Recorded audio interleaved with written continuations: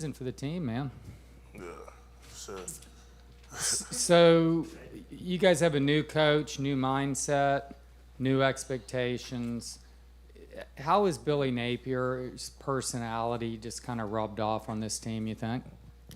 Uh, I think Coach Billy Napier is rubbed off on the team and mainly just his leadership role and just teaching each individual how to be a leader in their own way. It don't matter the guy who it is. Everybody can be a leader, and I think that's helped a lot of discipline on our team. When we got all guys leaning the right way and doing the right thing the same way, it's really helped, and that's been Coach Napier's biggest thing, and just his staying together, everybody staying together, been some of the things that he's been teaching. And like I said, discipline been one of his biggest things, and just everybody going the right way, doing the same thing, and just everybody just doing their job, not focusing on the outside stuff, and just that's been his biggest thing. How big a change has that been? That's been a huge change for us. In my opinion, that was an issue that we had, just discipline. So I think that was one of the biggest things that needed to be changed, and him coming in, changing that has made a huge difference on us already.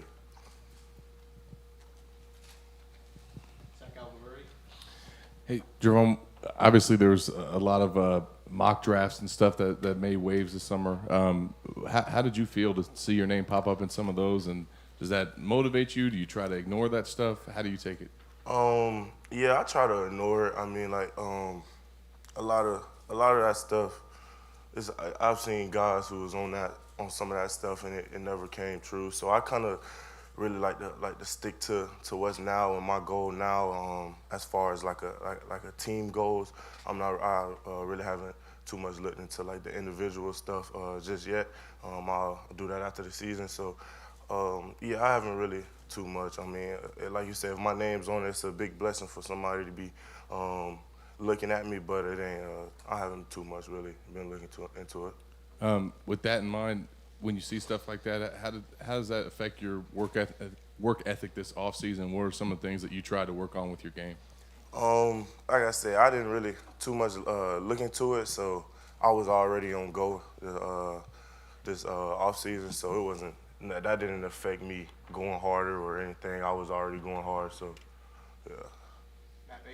Hey, Gervon, what do you think are kind of the one or two biggest differences or changes that the average fan is going to see with this team compared to last year? Like I said, discipline, a huge discipline difference, and then just you'll see a family out there.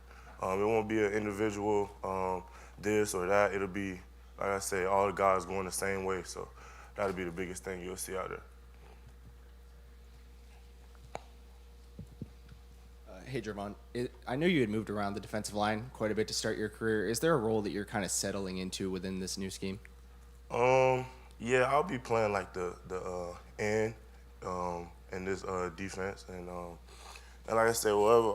I'm a big team player guy, so if it's a time where Coach PT needs me at tackle or at nose, I'll be there as well. So I think a guy like me, I feel like I can play the whole front almost. So it is no role really. I just wherever they need me, that's where I'll be at.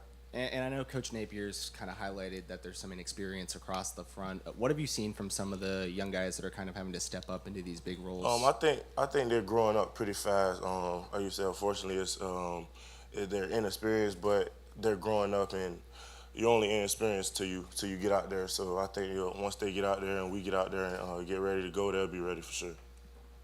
Gervon, how have you sort of seen yourself grow as a leader heading into this fall camp? You already talked about some of the young players. What have you sort of done in order to sort of bring them along? I've been taught young as a child, anybody can talk and say they're a leader and yell real loud and make everybody think they're doing it right. But I think I'm a big guy who I like to lead by example. So if I'm doing it the right way, they have no choice but to see me doing it the right way. So that's kind of how I've been going about it. I mean, of course, you have to be a little vocal, and I like to get a little vocal and kind of talk a little bit, but my main thing has been leading by example for sure. and you talked about the discipline that the new coaching staff is bringing. How have you seen the players respond, not just yourself, but everybody? Of course, at first it was a new stuff. So, but it's been a whole switch, and like as far as everything we do, like and Coach Napier said, we all outside in white socks. You won't see a blue sock out there. So that's been the main thing. Just big on discipline, doing what he says, and that's been a huge change in the switch so far. You have a question?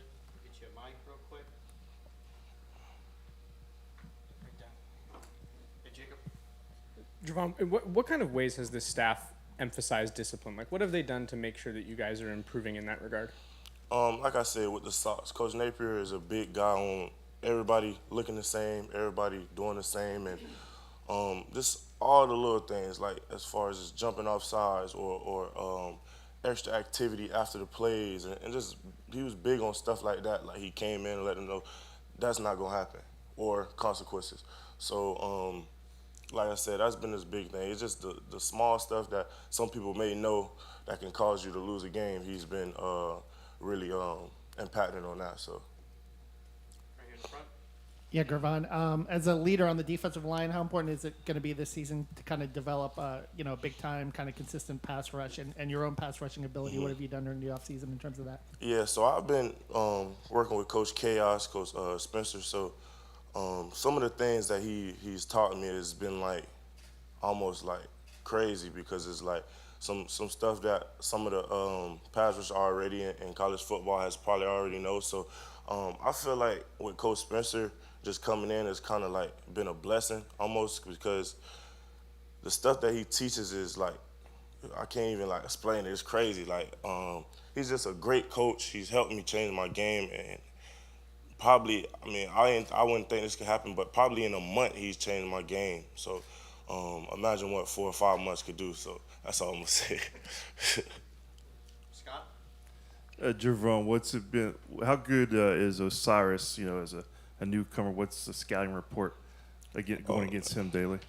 Yeah, that was huge for me because Osiris is a big guy and he can move well, and then just the way like he's a pro. Like you wouldn't know you're going against a pro until you went against Osiris. So he's a physically.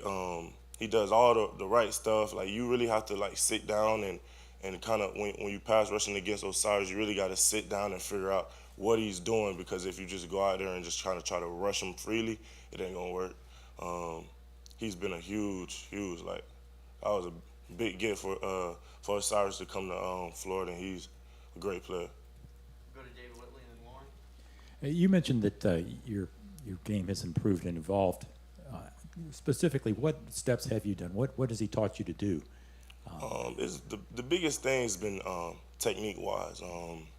I've gotten away so far with me just being physically gifted and stuff like that. So Coach Spencer coming in and just kind of like a tune up on the car. Like he done tuned me up and I'm stuff like that. So he's like just all the small things that I didn't know, hands, feet, get off. Some of the stuff like that has really helped my game so far. And then just knowing the game a little more, knowing where the quarterback is or where the running back is and what type of player I'm gonna get or how is the guard gonna play off me or how is he gonna block me. So that's been the biggest thing, just the small things in the game that I didn't know. Also, back to the discipline thing, how did players react to that at first? Do you think they craved it, or was it a jolt to the system and thinking, hey, It was just kind of new for everybody. So, like I said, with the White Sox and some guys like, man, we didn't do that already. So coming in, it was a little, you know what I'm saying? And that's how it is when you get something new and you're not used to it. So, but he stuck his foot down and wasn't changing, and we just had to get on the same boat as him. Gervon, as a Florida native, kind of speak as you reflect going into your third year, just what it's meant to you to be a Florida Gator and the experiences, not just on but off the field as well, and just what that means to you as you kind of come on the downside of your career. It means a lot to me. That was one of my biggest reasons on why I'm here, just to represent the state of Florida. Just me being here, being from Polk County, it just meant a lot to me to be able to come here. It means a lot to me to wear that logo every Saturday. So I feel like as a recruit or as a player, why not stay in the state of Florida and get that you get to represent where you're from and what it means to you to play in Florida. So I feel like that's been the huge, big reason on why I'm here today. And as a follow-up, give us a name of someone who we may not know, but you look forward to big things going into this season. There's so many. I mean, as far as one or two that I could choose, I would say like Jalen Lee, Prince Lee. I ain't gonna try to say his last name up here, but yeah, there's guys like that for sure. Final question in the back. So being a new dad now, different kind of motivation, different kind of thing, waking up in the morning. What's your life like now as dad and player, and what kind of motivation does that bring to you going forward?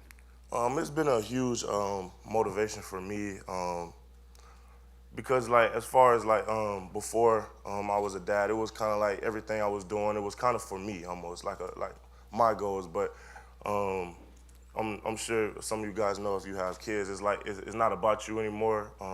It's about him now. So everything I do now is trying to set his life up for the better. And it's just been a blessing. It's crazy. Like today we start camping. We got to go off to the hotel. It was probably one of my saddest days just trying leaving him. So, but like I said, it's for the better. And it's been I can't even explain how good it's been for me being a father. All right, appreciate Gervon. Yes, sir. Thank y'all.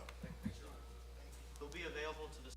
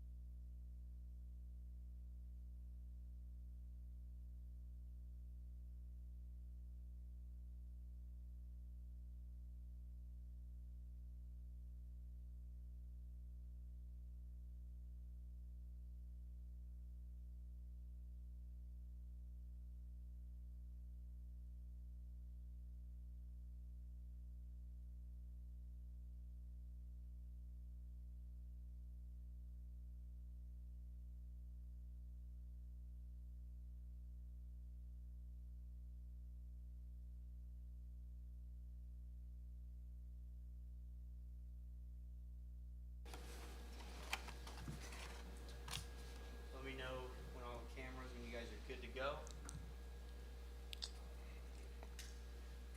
Good.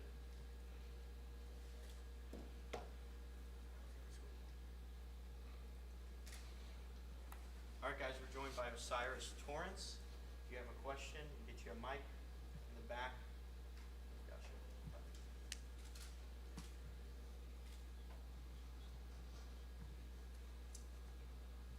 Hi, Osiris. Buddy Martin, we talked once before. Yes, sir. And we have a little thing to talk about on Louisiana hot sauce for another time. Well, it's been delayed, unfortunately. But Yes, sir. talk about the adaptations for you. We discussed the time we talked on the show about difference in style in Louisiana and Florida.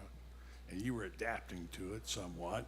What's that been like for you and just even the amenities, the food, the culture, all that? Give me that. Give me your thoughts about that. All right. I've adapted pretty good so far from the last time we talked, and even from when I first got here. And like it's a difference from like the area and like kind of the culture, but like it's still a college football town, so it's kind of like I was able to fit in pretty well and like pretty fast. But like the food wise, it's different. Like I'm just used to like the spiciness of Louisiana, you know, like this. We talked about it like with the hot sauce and stuff like that. So I had to get used to that. Like nobody like out here like their food hot, so I had to like kind of like find places that were like have hot food. Or just when I cook my own food, I just had to like put my own little Louisiana style to it. Then like my roommate, he from Orlando, and like times he tasted it, like he'd be like, man, what you did with this? Or like asking questions about it and stuff like that, saying it's too spicy. But it's just a little. I don't put too much. Just a little spice in it. But I mean, I feel like I adapted pretty good since like the time we talked and like just with the area and like just this place. Yeah, it's nice. One more follow-up. People are praising you in practice. Gervon was just talking about how sound you were in your technique, how they'd have to study you to know how to play against you, because you said you're so smart. The fact that you have never given up a sack is an amazing stat. Talk a little bit about technique, what you've learned, and what you've learned on top of what you knew before when you came here. For me, most of my game, like, I prided myself a lot on my technique. Like, I was always bigger and like stronger than a lot of people my age, so like I just felt like I needed something else. Like I knew that one would get me through, like to get the best I needed to be when I get to the next level, and like even when I get to the NFL. So I just prided myself on technique and just being sound with it. And I told myself that if my technique perfect, it'll be hard for me to lose like a rep in general, just like run my pass, and it just kind of helped me out.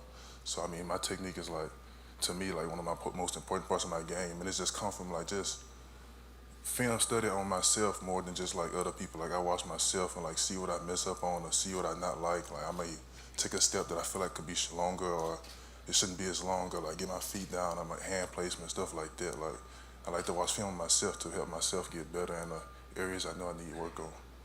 Self-evaluation. Yeah, a lot of that, yes sir. Back. How's it going? Good. What do you think of the schedule you have here? Are you going from playing the Sun Belt to playing the SEC, plus Utah, Florida State? A lot to take in.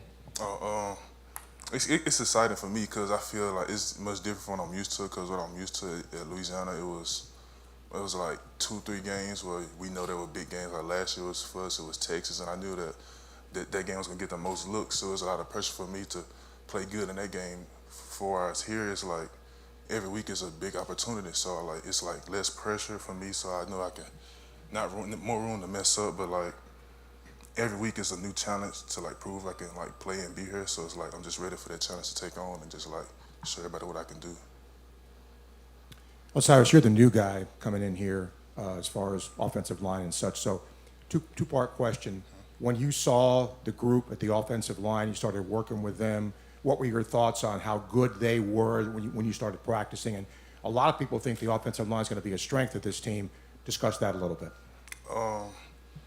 When I first got here, I mean, it took me a little while because like I was like kind of in the shell. But like after like a few practices, not even that many, like they kind of like took me in like as they brother, like, and I just like I appreciate them for that. And like work wise, like they work hard. Like from the first day, like they never complained about the work, even if it was different from what they was doing last year with the other staff. And like, because we do a lot of like O-line individual and like team reps as O-line. Like we do a lot of O-line stuff, and like it was a lot for them, but I never heard them complain. I just always seen them like attack the work and just want the willingness to like get better. And like that's kind of what I like to see, because like at O-line, it's always something you can kind of get better and work on, and it's a team sport, so we all kind of got to be together and as a team. So like just seeing them easily just accept the work every day, just attack it, just made me feel like, yeah, I can like it here. Like I like how they work, and I'm ready to play with them. Sorry, so going back to your freshman year at Louisiana, I think you were the first true freshman offensive line to start there in 15 years. I mean, what was kind of the message from Napier to you going into that season? And I mean, was that a jump that, surprised you? Or? All right. It kind of surprised me, but like it didn't at the same time, because throughout the whole summer, Coach Napier, it was more of my O-line coach, Coach Sell, just kind of telling me, we're going to need you this year, like just talking to me. I don't think he just telling me this just so I could like not, like just so I could like work out and practice hard, then not like just go through the motions. But like as the time came and like as fall camp came, it kept telling me. Then I started getting more reps with the ones, and then the starter got hurt, and then like just told me it's my time to go. So it's like I was nervous for like the first few plays, which I'm sure anybody would be, but from them telling me all summer and like just working me like I was gonna start, it helped me without me even knowing it. So because I was out there, my body just like acted, and like I was able to play and perform at a high level from the start, and that was because of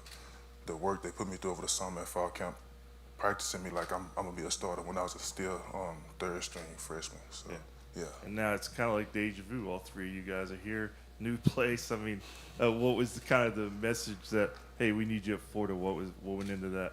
It was just once I got in the portal, then like they start contacting me and talking because I was a little shocked because I didn't know I didn't think they would need me over because I thought it said SEC. They got a bunch of needs over here, but like they said they needed me like because they knew I knew the offense and I would be a good part to the puzzle over here and stuff like that. And then my other 03 teammates, we was in the portal together, so we kind of did talk a little bit throughout the process, but like we never really talked about what we was gonna do. We just kind of talked it out there, talked about how it was going and stuff like that. But it was just talking. And I just remember when I was talking to the coaches, I just remember how they explained about the development of how long I'm gonna be here, like this for like a year, then like high school hit me at the next level, like coming here, then playing, then dominating, then like just it reminded me of coming out of high school and how they recruited me and just the love they showed, and I just like, yeah, this is still the right place for me. Like I ain't make the wrong choice then, and I ain't make it this time either. So yeah. Go to Edgar in the back. Forgive me. How many years were you with Billy before here? 3. 3. 3 years at least. Okay, so how would you describe his personality? Some of his traits of his personality and how they rub off on the team. He showed a lot of like integrity and like togetherness. Like he's a player's coach, and like I just respect the way he goes about the work. Like you're gonna get the same out of him every day. Like he's the same guy. He's come with the same energy. Like he isn't big rah, but he's like it's a calm, but it's still it's a commanding presence with him, and you just get used to it. You feel it when he's out there on the field, and I think it just the feeling that you get from him, like it just make you want to play for him a little harder because like he's behind you 100%. So it's like just a coach that make you want to play hard for him. Like you know he gonna work you. You know he gonna work you just as hard, but he gonna love you too. And it's just like you love playing for coaches like that, and it's just a good feeling. Have you been asked about the socks yet? Oh yeah. Okay, we don't have to do that again then. I'm sorry, because I only get 2 questions. The other one would be, how does that, all that you just said, show up with the players? The calm, the attention to detail on the field. How does that show up? It shows up with discipline. I think it like does a lot to do with discipline. It helps us be more disciplined, like in the game, and like because in the beginning of the spring, that's what kind of was the problem a little bit, was discipline with us, and like not beating ourselves. And then like just from seeing that from him, and if you see it, like you see somebody ahead of you like doing the right way, and like we just see him do it the right way, and then like it helps us be able to do it the right way and just stay disciplined and play the game how we're supposed to play it. And I feel like his ways of doing it and his personality traits that he does show, and it kind of rubs off on us and just helps us be like a more disciplined team and like better and together. So yeah. Yeah, kind of going off what Edgar said, but do you see the stamp of Billy Napier being put on this program now from what you saw in Louisiana? I mean, he talked about, Gervon talked to us about the discipline issues and some other things. As you came here and the months to where we are now, have you seen these changes? Oh yeah, I've seen a lot from the first practice we did. Was like just a regular shorts and shirts practice from that to where we at now, to where the first practice we was going, like, you know, you in shorts and shirts, you going hard, but you're not going too hard. But here it was kind of no different. They were just going hard every play. And it's just like learning how to practice, small stuff like that, like learn how to practice with your teammates and not getting each other hurt, and just stuff like that that coach taught us, and like showed them the right ways to do things like that. And then it just got us better to where now we can practice and it's smooth. Like we out like with OTAs was out there by ourselves with no coaches, just practicing, like getting it out the way for like 30 minutes, and we was able to do it. But when we first got here, coach first got here, we wouldn't be able to do that because it just wasn't together enough of discipline enough. But from the time I've been here to now, like I've seen the growth been pretty good from that to now. So yeah. Yeah, forgive me if you've ever been asked this because I did come in a little late, but you've been on a lot of preseason watch lists, accolades. How do you process that mentally, or how have you during the off season, and how do you kind of take that into camp? For me, I use it as fuel. Like I feel like if it feels good to get that type of recognition. I feel like I worked hard to get that little recognition, but I still feel like I haven't done anything yet to deserve it. So it feels good, but it still don't feel to deserve it. So it makes me want to work harder to make myself to prove to myself that I do deserve it. Like the list to me, it shows everybody else what I've been doing, like, and it kind of shows them that I'm pretty good. But to me, I still feel like I got more to unlock and get better at. So it's like it's just showing that I still got more to do. And if I could if I could achieve that goal of being first team and not even my best yet, it just made me feel like, what more can I do if I am my best? So it's kind of like more fuel to the fire for me to try to get better. Osiris, you'd obviously know quite a bit from your experience. What should fans expect this offense to look like? I know in the past couple years they were more 11, 10 personnel heavy, a couple years of really airing it out, being one of the better passing offenses in the nation, but from what I understand, it's not going to look exactly like that. No, it'd be more like, it's a little bit like that, but mostly like, I don't want to say we're going to be run heavy. We're going to definitely run the ball, but there's going to be a lot of that with like play action and then downfield plays, I feel like, and then like with the staff and like the people we have on the team, from like the quarterback to like the backfield to like even the receivers, like, I feel like we can do honestly everything, but like more of run the ball, play action, just across the field type stuff, and like setting up things for along down in the game and even along in the season. So yeah. I think Ethan had said back in spring that he really enjoyed installing a bit more power too, because you can kind of impose your will. Would you agree that that's kind of like that? Yeah, I agree with that too. Like power and like plays like that, we can kind of like impose your will of an offensive line just on the defense and like kind of tire them out, and then as you can start like opening the playbook up for real, then like start going over their head. So it's gonna be exciting. We'll close with Jacob. What was it about Billy, or maybe even the coaching staff, the whole coaching staff at Louisiana, that you think enabled your guys' success? Like, what did they do for you guys that you think put you guys on the right track? I feel like what they do, well, I'm gonna speak from my position O-line wise. Like with Coach Sell and Coach Stape, is like two head O-line coaches together, like teaching you the same thing, but sometimes in different ways. Like they have the same answers, but they can teach it in different ways, and like they just build the experience and like their relationships too. Like for me, like I can go to either one of my coaches and talk to them about anything, like even family troubles, or even if it's something on the field that I'm not getting, like I feel like I can do that with them. It's just the relationships they build. And then from what I have seen with Coach Napier and the other coaches, that how they interact with the players and talk with the players, how they say it's different from how they're used to it. It's just eye-opening to her, like that actually matters, and I like how the coaching staff actually like interact with the players and stuff like that. And like it's more than just football, more than just about football. It's kind of like a family ordeal. And why does that allow the team to be more successful? Because like if you playing and then you know like the person on site, you know what they're doing, and that's what coaching staff do to make sure like whoever's out there, they know what they're doing, and like they're confident in their skills. And I feel like if you're playing and you know the dude on side of you is confident, and he's like been practicing, you've been seeing it, and like he's confident in his plays, it's gonna make you play harder. For me, like O-line, like our coaches make sure we all, like the right guard know the left tackle job, and the left tackle can know the center job, and like if we all know each other's jobs from like being coached and stuff like that, like it can make us play better and harder. So it's like I feel like it just makes us play more together and better together. Yeah. All right. Appreciate Osiris. He'll be available for a couple more minutes off to the side. All right.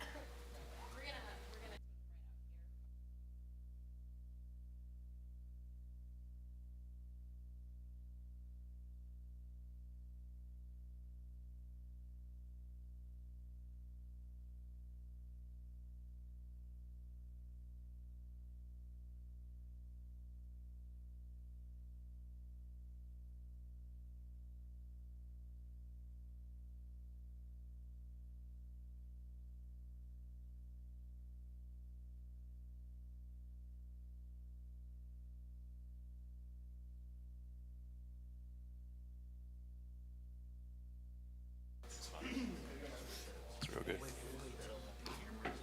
Okay. Till they're good, and we'll do the same thing. We'll be off to the side for a couple more minutes. That's right.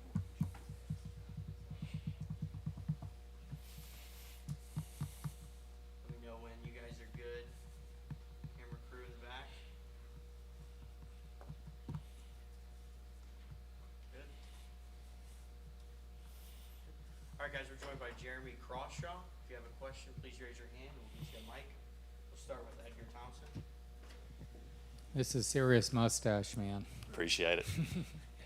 How much time are you putting into that thing? Well, you know, the past couple of years I've been doing the mullet, so this year I thought I'd change it up. Okay. I think it's called maturing. You decide not to go with a bad haircut like that, so decided to do the facial hair this year, since I can grow it now. So yeah, I'm kind of growing it out since December, and learning, watching YouTube You got the videos how to wax touch and it all up. that going? Got to. It's got All to look right. pristine. Nice. Yeah. That really actually wasn't the question I was going to ask, but I couldn't resist. Just one. So punters are, you guys and the kickers kind of operate in your own little universe away from the team. Mm-hmm. Is that changed with Billy Napier, who's created? I know you're still working on that, but do you feel more part of the thing? They've talked about the family environment and the way he's just very adamant about that. Yeah, no, most definitely. Billy Napier's come in and done a very good job of bringing us all together. Since last year, we've all, bought in, become a bigger family. And he definitely emphasized that point and everyone buying in and becoming whole. So that also involves the specs, the game changes. We changed the name, to give us more emphasis. But yeah, that was one of the big points of Billy Napier coming in here. He wanted everyone to buy in, become a bigger family. And so he's done a very good job with that, and he's involved the specialists as well. So we definitely like that. Yeah. Looking back, do you think that the discipline, people realize the lack of discipline last year? I mean, because everybody's coming in and says the discipline is so much better this year and stuff like that. And, last year at the end, it was obvious that there were some problems, but going in, it didn't look like it. But in retrospect, what do you think was the problem last year? To be honest, I just kick the ball. I make sure that everyone on the punt team's doing their jobs. So that's all that I focus on. As long as I'm doing my job and I'm stepping up and helping the team, that's all I can focus on. So yeah, about that, the other guys come in and said that their position coaches would help them with technique and stuff. How does that translate to you? I mean, what does a punter do to get better in the off season? It's a lot of repetition. It's a lot of the same, stretching, visualization steps, a lot of ball drops. Being a specialist, that's kind of like the boring part of it, the stuff that goes on behind the scenes. Specialists are known to just sit off to the side of practice and do nothing. Everyone's like, man, I'd love to be a specialist. But what they don't know is we go home, we stretch twice a day, we watch film endlessly on our technique. We do the same ball drop 300 times a day to make sure that when we get in the game, it is perfect. And so that's the stuff that goes on behind the scenes. And not a lot of people know that, but that's what happens. So, yeah. What do you think of Trace Mack? I know he enrolled over the summer, but I'm guessing you've gotten to see a little bit of what he could bring to the program so far. No, he's done a really good job coming in. Obviously, it's normal for guys to come in during this part of the year, right, as high school finishes. But he's done a good job at adjusting, following up with Adam. Because Adam was here last year, he was able to learn the ropes, and just those two sharing experiences, bettering themselves off each other. Yeah, they're doing really well, those two. So, yeah. Right here in the front. Compared to last year's regime and now Billy Napier coming in this summer, what differences in your preparation and kind of just the structure of your off season have you seen different this year as compared to last year? As a whole, or as myself? Like I said before, I've seen everyone buy in. Coach Napier spoke on it the other day that when you show the players that you care and you about creating that home environment for everyone, the players want to buy in more, and that's what we've done. So, as Billy Napier said, you're able to coach them a bit harder, and so we are going harder than last year. And then, who have you seen getting punt return and kick return snaps so far through the offseason? I think I said this in the spring, mate. I just kick the ball. Whoever catches it, catches it. Anybody else? Edgar, let's go back.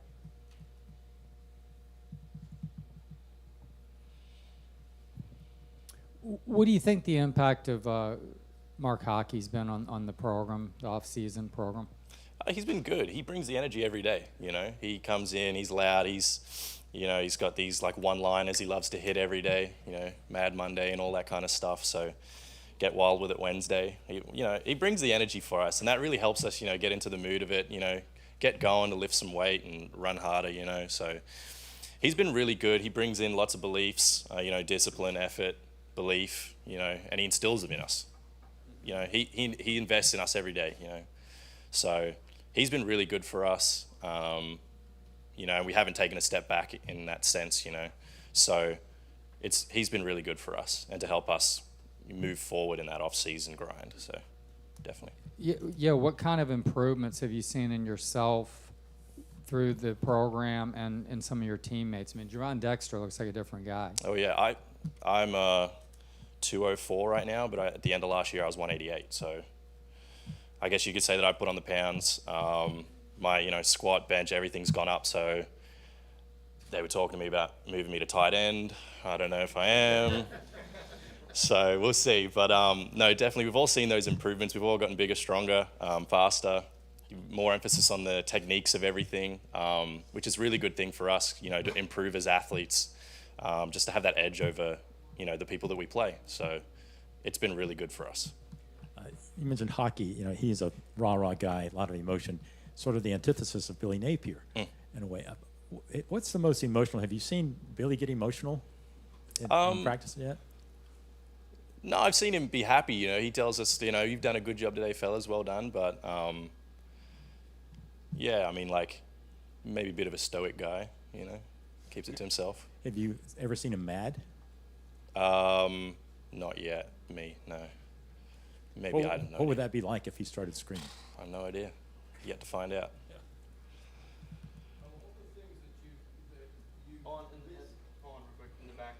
Okay. Yeah, one thing under the previous regime you got to do was some trick plays. Have you talked to Napier about showing off the wheels a little bit and run 30 I yards think for he's first? seen the film. I think he's seen it for himself. I think he knows what I got going here. So if he wants to run it, give me the nod and I'll take off with it. So, yeah. Of all the things that you enjoyed in Australia, what do you miss the most being here? And what have you picked up here in the South that you find that's just totally weird but you like? Oh, there's way too many things to be specific with that. It's everything, It's even, I think maybe probably the biggest thing is conversations. Just like everyday conversations are different. You talk about different things. You have different hobbies, likes, stuff like that. That it's different here. Hunting, fishing, whatever. I love a bit of that back down under, but just the difference of sports, childhood experiences. That's probably the biggest difference. It's just chatting to people, and But I do also enjoy that new aspect of it. You're learning something different from everybody every day. You chat to someone new, and they said, "Oh, I did this and did that," and you're like, "Man, that's crazy. Tell me more." Is it like learning a new language? Kind of. There's little slangs in there, and I've had to teach other people mine because when I showed up, everyone just kind of look at me like I was like backwards. Didn't understand me, and I had to repeat things all the time. So I guess like I've lost a bit of the slang because they just don't understand what I'm saying. But no, I definitely do enjoy learning about the culture here, especially in the South. Got time for one more question? Is the beach better in Florida or Australia? They're both pretty stellar, I'd say. They're both pretty good. All right. Yeah. Thank you, Jeremy. Yes, sir. Thank you, everyone. He'll be available to the side for a couple minutes too if you have any more questions.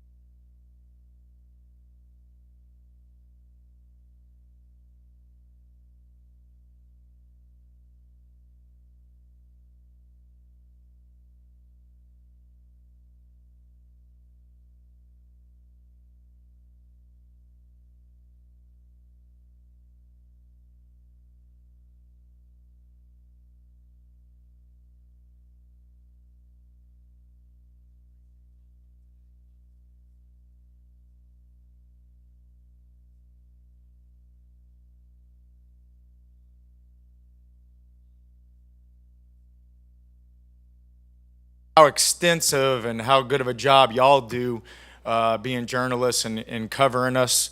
So we really appreciate the work that you do. We really believe that the guys work really hard and they're going to have a story that needs to be shared, and that's where y'all fit into the puzzle. So we appreciate y'all helping share their story.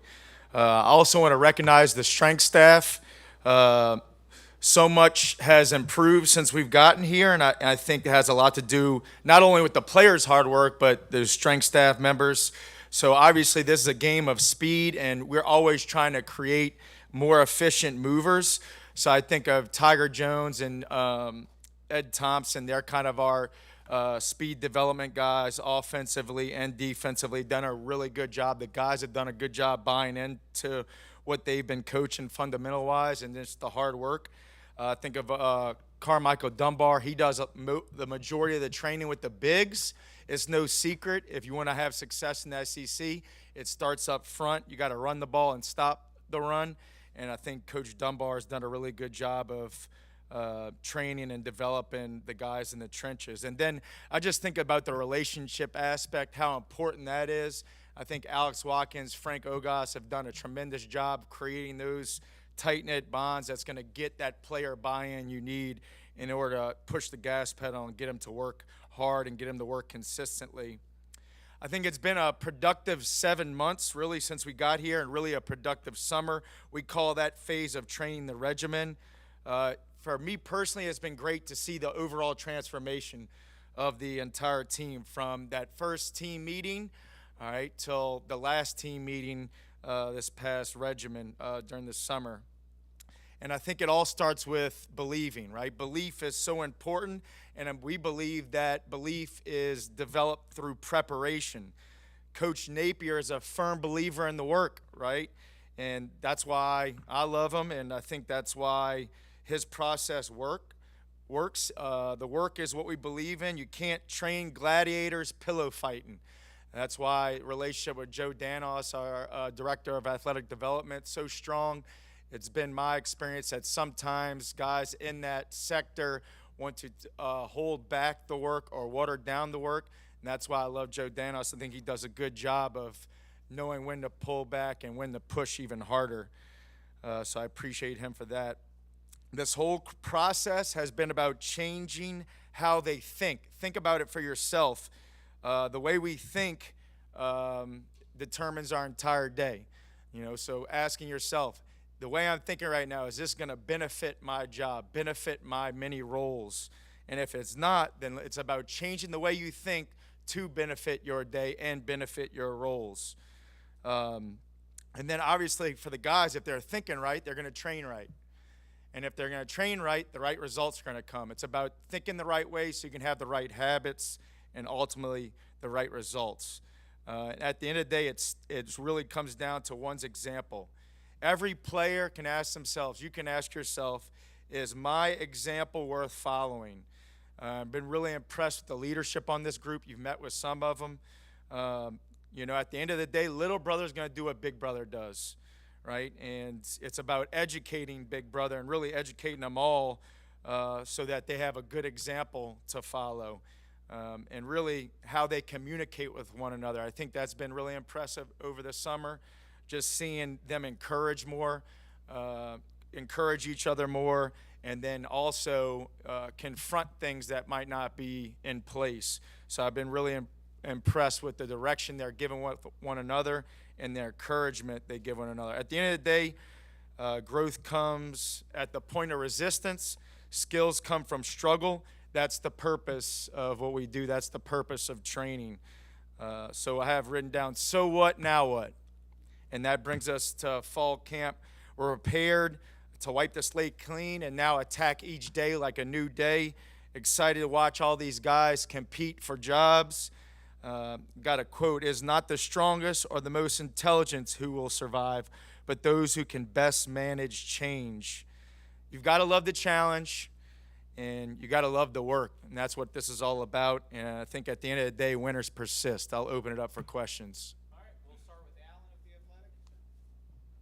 Can you tell me about these curves I think that guys ran during the spring? I know they had done stadium runs here before. I don't know if that was an augmentation to that, or if that was a new thing that Cyrus and Montreal knew was coming that maybe the guys here didn't.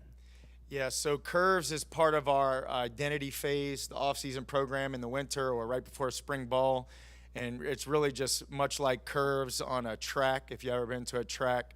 And it is definitely part of the conditioning that really will test the players mentally and physically, and it'll expose the guys who aren't living right or training right. I mean, real broad question, but what should people expect to see from this team just physically this year on the field? Yeah, that's a great question. You know, football is a violent sport, is a lethal sport. And if you aren't physical and you aren't known for being physical, you're not going to get the results you want. So that's something that we're going to be working on a daily basis, and we have been working on since day one. What I've seen so far in spring, these guys are about it. You know, they're not afraid to buckle up, and they're not afraid to thud. So I'm hoping that we see even greater transformation going into fall camp. Obviously, we hadn't strapped up yet, but that's got to be one of the main pillars if we're going to have success in the SEC. You were there early on with Coach Saban at Alabama and saw his plan firsthand and how he goes about it, the blueprint, so to speak, that he's known for. What similarities do you see with some of the things Billy's doing here with that? Yeah, that's a great question. Obviously, we are a collection or our experience, and I think that's where Coach Napier really benefits from time with Coach Saban. I can even say for myself, I've learned a tremendous amount from him. I think Coach Napier is extremely diligent, right? When you look at the journey we take the guys on, every second, every day is planned out. Everything's quality controlled, so we're going to continue to improve upon that journey, no matter what it looks like. You talked about the players in terms of those who can best manage change, and you've been around them the most over the last few months. So how have you seen the team sort of manage that change? Gervon talked about the different disciplinary things that Billy Napier's brought in. How have you seen the team sort of adapt? Yeah, I'd say much like life, it's a daily battle and a daily challenge that we all face, right, in our own journey. But as a team, I've been really proud of how they've come together in just a short period of time, 7 months of training. I've seen them maybe react to some of those things quicker or better than maybe when we first got here. I think there's a little bit more buy-in. But it's a one day at a time battle, right? Like they're going to come in really excited about camp, but it's about being able to maintain it and work consistently at that high level. How important are those little things? I mean, Gervon mentioned the socks. You have to have the same socks when you're walking around. Like how important are those little things to the team? Yeah, I mean, it kind of goes back to that saying, how you do anything's how you do everything, right? So I think Coach Napier has some of those little things installed to force the player to kind of think, am I going to do it the team's way or am I going to do it my way? And really that's how it comes down to. You got to get out of yourself into the team and be coachable and do what's being asked of you. Hey, Coach. You can't get a player up on the podium without them mentioning the change in discipline. How do you define discipline in your shop? Was that an example of what you just gave there? Sure. So probably we could talk discipline for an hour, but I'm a spare you. I think the best quote that I have on discipline is Mike Tyson said it. You got to do things you hate to do like you love doing it, right? And I think that's what we do in the weight room. That they come here to play football. They don't always come here to do the conditioning running, the sprints, the heavy lifting, waking up really early, right? They don't have a problem waking up and playing in front of 90,000 on Saturday night. But what about at 6 a.m. on Monday morning after the weekend, right? That's a little bit different waking up for that. But it's doing what you don't necessarily love to do like you love it. And I think that's what I can say about this team. They're learning to love it, right? And the second you learn to love the hard work is the second you got a chance to separate. Because at the end of the day, you can't play in the SEC unless you've been blessed ability-wise. But if you can get a group of guys that love the hard work too, and are all great examples for each other in that locker room, that's when you're cooking with hot grease. Yeah, Coach, football is an injury sport, and often a lot of injuries are unavoidable, but, certain soft tissue things and so forth. What's your philosophy as far as injury prevention, and what have you guys done in terms of, the stretching and that sort of thing? Yeah, that's a great question. So we kind of believe that we should be doing one of two things in everything we do, and that's either developing the guys, right, so making more efficient movers or stronger or more powerful, or preventing injury. So we actually have a DARI system that we started implementing, which is a camera approach, and it's objective analysis of their movement. And we do that twice a year. And based on that, we can kind of create an individualized development plan. So we have a blueprint on how we're going to train the guys. And I'll tell everybody, I don't see a weight room, I see a football field. So we're trying to develop you to be the best at the position you play. Right? And we have a position coach in the weight room that works hand in hand with your position coach on the field. But we also do that movement assessment twice a year, because that's going to be unique to your movement patterns. And then based on your unique movement patterns, we can put together an individualized approach that kind of benefits you. Maybe you're stiffer in the ankles or the hips, and maybe we can catch and be proactive in catching injury before it happens. Now, we all know football is a violent sport, and it's part of the sport that you're going to have injuries in here or there, but for the most part, we want to prevent as many as we can. Hey, Mark, you had mentioned Tiger Jones. Amari Cooper sent a video message to an unnamed recruit basically saying that he should come to Florida because of Tiger Jones. How instrumental has he been to this team's development this offseason, especially when it comes to speed? Yeah, Amari Cooper is great. We actually coached him together there. He's obviously still doing it at a really high level. So that's where I first met Tiger, too, is when he was at Alabama. And then obviously working together now, who is with us at Texas A&M and UL, the last spot. But Tiger does a great job, first and foremost, of developing that relationship. He's a guy that's been in their shoes, been in their cleats, done it at a high level. And then when we talk about skill development, right, he played receiver, right, on the college level. He played receiver professionally, right? So he knows what these guys are going through, and he does a good job. It's nothing out of the norm for him to throw on them cleats and show what he's looking for. Which players do you feel like have made the biggest strides from when you first met them to where they might be right now? Oh, man. I kind of look at it holistically. Just from a team standpoint, I want to re-emphasize this. I can vividly remember the first meeting we had with the team. I believe it was like the first week or second week of January when Coach Napier addressed the entire team to where we are today. I think holistically we've come such a long way, and we're starting to see what a team looks like now. With that being said, there's a lot of work left to be done, right? And some can say that fall camp in itself is some of the most challenging days. So we're going to have to buckle up and do it one day at a time. But holistically, we're starting to see what a team looks like. Are there any individuals, maybe physically, like with weight changes or how they've improved physically, that stand out to you from these last couple months? Yeah, I guess I could start with the first guy y'all met with, right? Gervon. He's been really excited. I think he's done a tremendous job working with our nutrition staff. Kelsey Gomes does a grade A job, and Gervon did a great job of committing to the plan that they put in place, and then working really hard with Coach Dunbar and really everybody in the building to.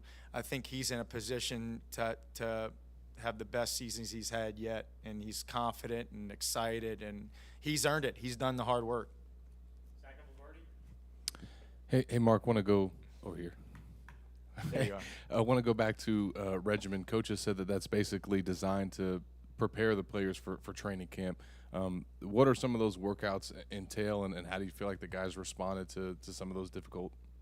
Sure. Yeah. No, I think every phase kind of segues into the next phase, if that makes sense. So naturally, where a regimen falls, it segues into fall camp. So I think the biggest thing is, obviously, like I've mentioned before, making them more efficient movers. We want to make them faster, not only just straight line, but multi-directional, especially at the position that they play. Giving them a taste of that. Also, it's no secret the humidity that you face in the summer, so them getting a taste of that's going to prepare them for the humidity that they'll practice in during August, right? And then just the overall fundamental and skill development that they get introduced during the summer also helps prepare for the on-field training that practice presents. And then within the regimen, you guys also have the players split into teams. There's captains that are selected, and you guys even have these standings that you put out every week. Just what does that do to create ownership and create competition to where those guys feel a sense of pride when they're going through these workouts? Yeah, it's a great point. I think all these guys, to their very core, are competitors. So I think that's just another thing that you can add into your potion or your blueprint, if you will, to even up the ante a little bit as far as competition is concerned. We also, there's a bunch of other benefits to it, right? Just player engagement, crossover. So there's some buy-ins. Guys get to draft guys based on who they think are disciplined, who they think are accountable. That kind of sets the record straight to where if we're telling a player, hey, we can't count on you, no, this is coming from your own teammates, right? Because you got drafted first or you got drafted last, right? And you can't fool them, right? All the players are smart as the coaches. So I think that kind of sets the record straight at the beginning of the draft. And then there's a lot of crossover as far as you got different positions kind of working together with different positions instead of just O-line with O-line or just defense with defense. There's some crossover. And then you kind of create some leadership opportunities for some of those guys that do draft their team. And then force them, just like in life, you're going to have to work together in small groups to kind of accomplish a goal. So it brings that to light as well. We'll go with Terry and then we'll close with Mark. Hey, Coach. You mentioned you being a newcomer and all, so I wanted to ask, how is that culture like in that weight room? How is your energy with those players? Me personally or them? You personally. Yeah, it's a good question. Like I kind of hinted at earlier, I think what we ask of them isn't normal. And I think we ask a lot of them as far as the intensity of the work and then the consistency that we want it. So I think we just try and have kind of an upbeat or intense or exciting atmosphere. And, you know, obviously there's rules, and we're going to confront them whenever rules aren't being followed. But I think you can work hard and still enjoy it. And that's kind of our saying, we love it. So I want to create that kind of atmosphere to where they're not dreading not only coming into work, but dreading the people that they're going to be around, if that makes sense. So if we can get them to fall in love with the hard work, like I said earlier, you can separate. So that's kind of the environment. Having been at Alabama, Georgia, A&M, 3 juggernauts, how close is the weight room that you're going to inherit soon to being what you need to have to get done what you want to get done? Sure. Yeah, at that point, I think, you know, you're losing any and every excuse, because not just the weight room, that whole building is going to be really impressive head to toe. I think Coach Napier has said it before, that's going to, you know, get us in the ballpark or conversations to where that can be the premier facility in college football. And at the end of the day, if you want to be the best, that's what your resources need to be too, right? So really excited. I think the players are really excited to move into that here soon. And then I've always kind of felt like, man, I just need any kind of weights, mud, sticks, bricks. We're going to find a way to get it done. But when you have a place like that, how can you have a bad day, right? I show up and do this every day. Every day is a good day. Is the strength and conditioning coach, does he get a cot there? I mean, like, is your office going to literally be like 20 hours a day type place? Yeah, I was actually joking with my wife because, you know, that's kind of camp. That's what it is for you. You're going to be here early in the morning till late at night. And I think it is a practice by many coaches, not just here, but around the world, that during camp there might be some blow-up beds or cots, or you might just make your floor a bed some nights. But yeah, you know, if that's what needs to happen, that might need to happen. Hey, one more real quick. Is the ring on the right index finger significant of anything? Yeah, it's just an Oura ring, so it's something that, and I don't know if it got released yet, but it's just another measure that we're using, and just wanted to be a good example to the guys that are wearing it on the team. All it does is it's another piece that our performance team, Coach Danos and Coach Ogas, presented to the team, and basically it measures your sleep quality. So how long have you been sleeping? What's your efficiency of the sleep? And really it just helps create an awareness, right? They say the best growth hormone is God's given growth hormone, and that's sleep, right? So you always have athletes and people will say, like, what supplement can I take? Hey, what protein should I take? All this, and it's like, well, have you gotten 8 hours of sleep? Let's start there, right? And then, you know, we've talked about how hard they're going to work. Sleep's going to be really important to recover so you can wake up the next day and push the gas again. All right. Thank you, Coach. Thank y'all. Appreciate y'all. You get all those numbers daily? Coach Sales Yep. coming up here in a second. Appreciate it. Thank you.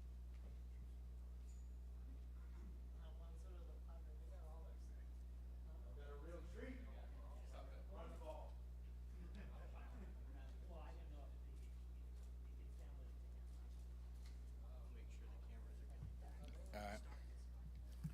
Let me know when you guys are good in the back. How we doing today? Doing good. Doing good. Man, I tell you what, didn't get to play much this year. About 4 times, and that's about it. Played last weekend at Golden Ocala. Nice track. Very nice track. Yeah. You guys good in the back? Fired an 82 though.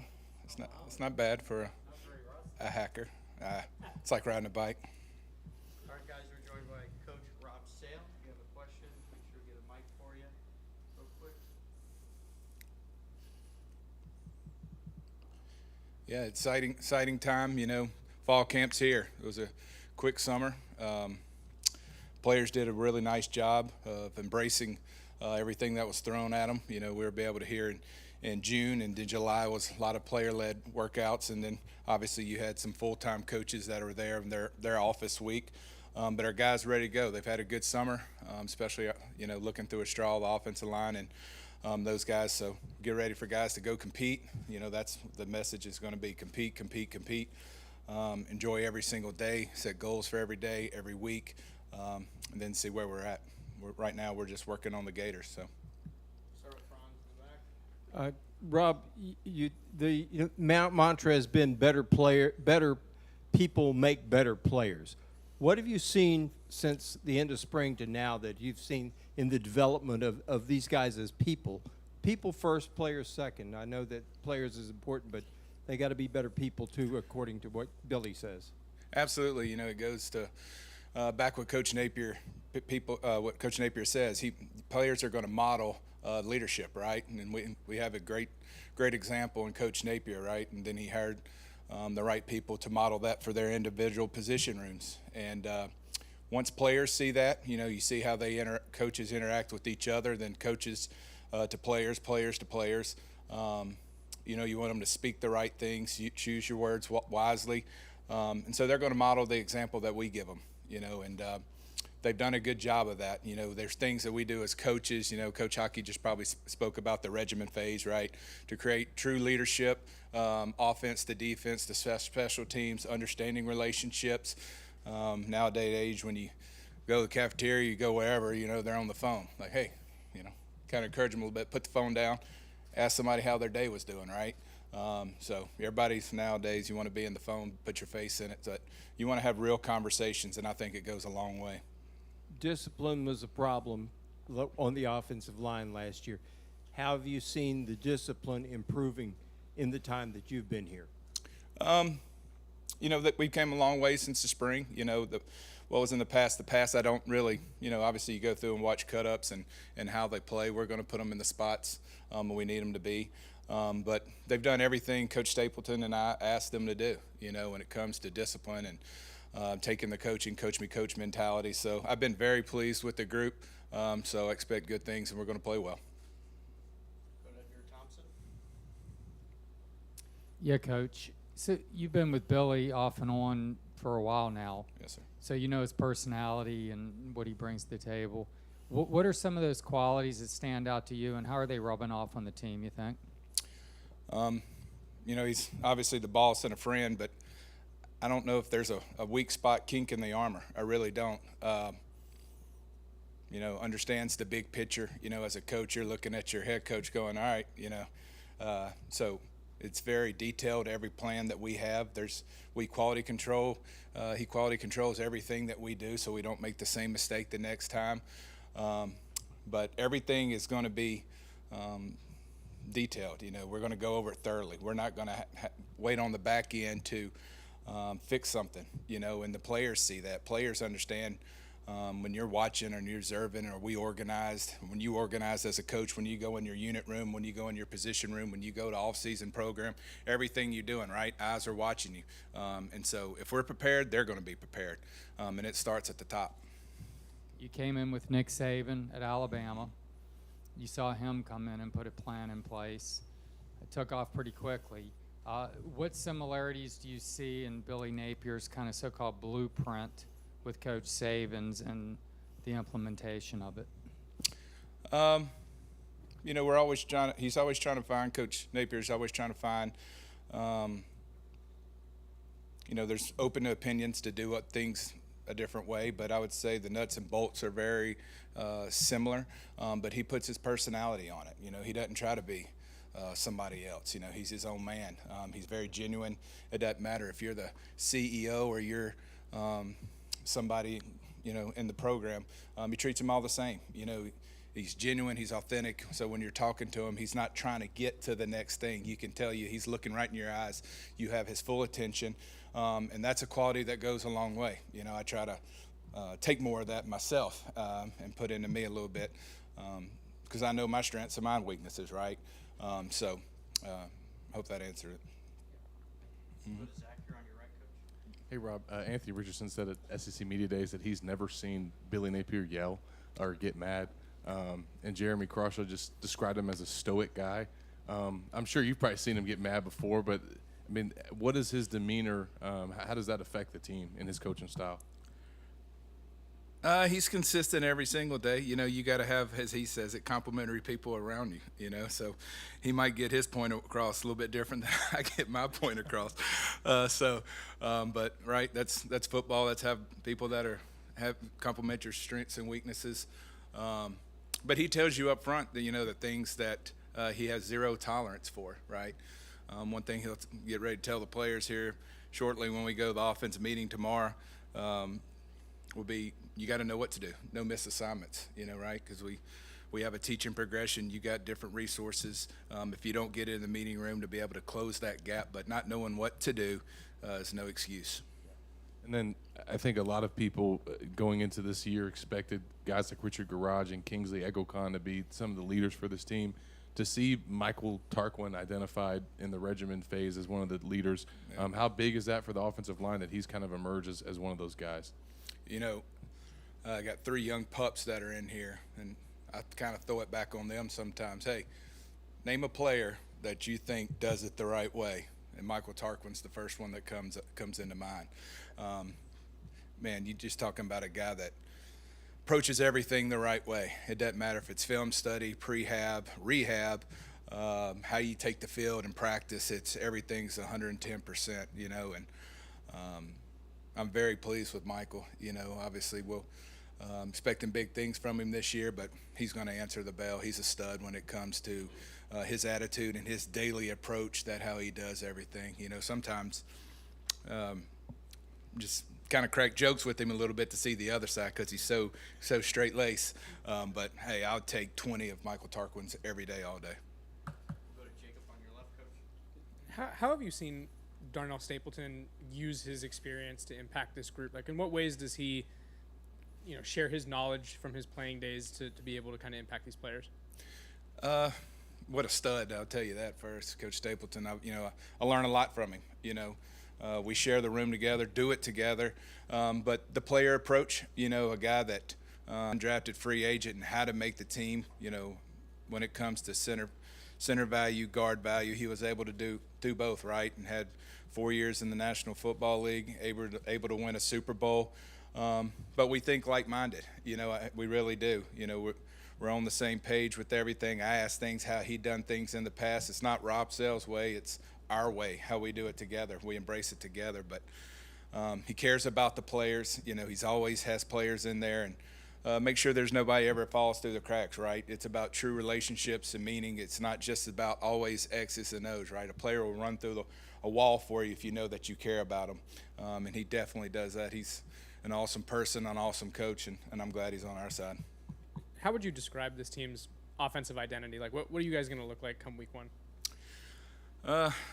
We want to be able to dictate our style of play, right? We want to be able to run the ball, play action. We want to be able to create different tempos to put pressure on the defense. We want them to play the width of the field and the length of the field. We can win the game in many different ways. If we need to throw it, we can throw it.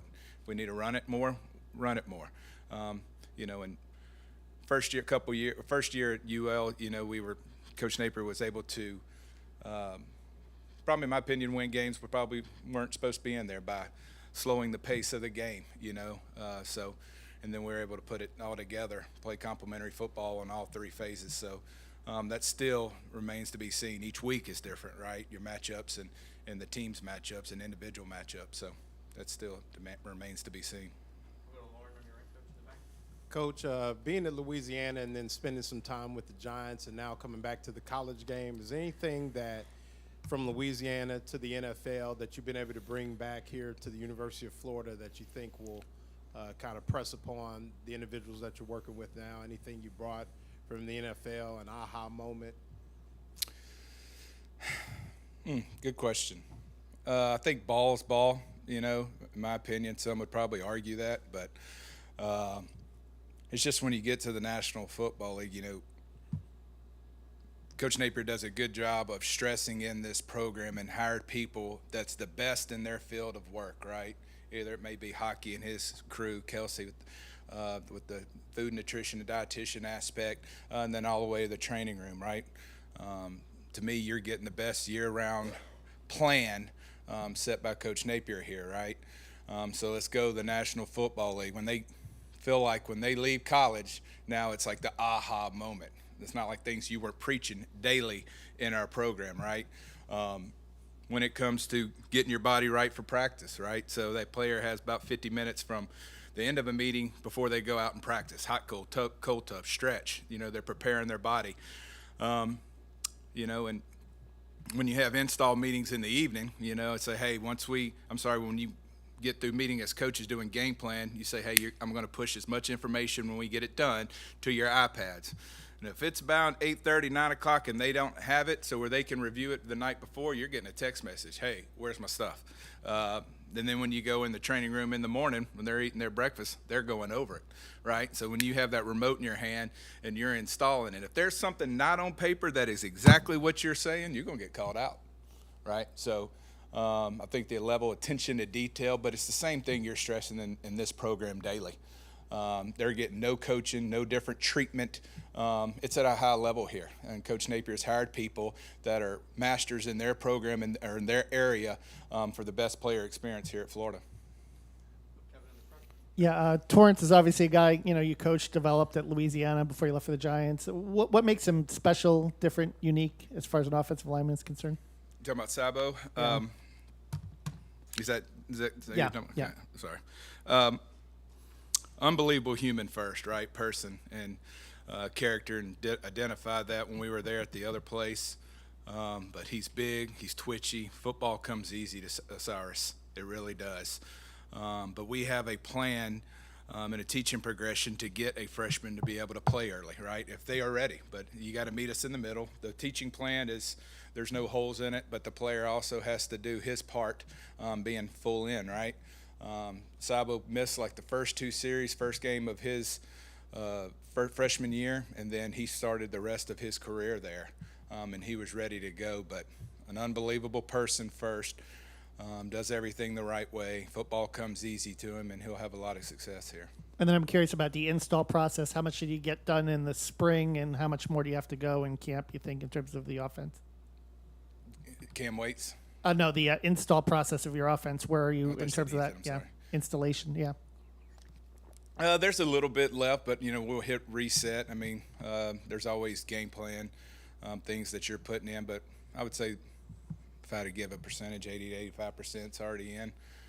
So we'll go back and hit reset, install 1, then install 2, and then things on our shelf that we did not install, we always got to go back and put it in. But first year staff, when you're trying to come in here in spring ball, you're trying to also install but identify who can play, who can do what, and then what do you got to do in your recruiting needs to fill the roster. So hopefully that answered it.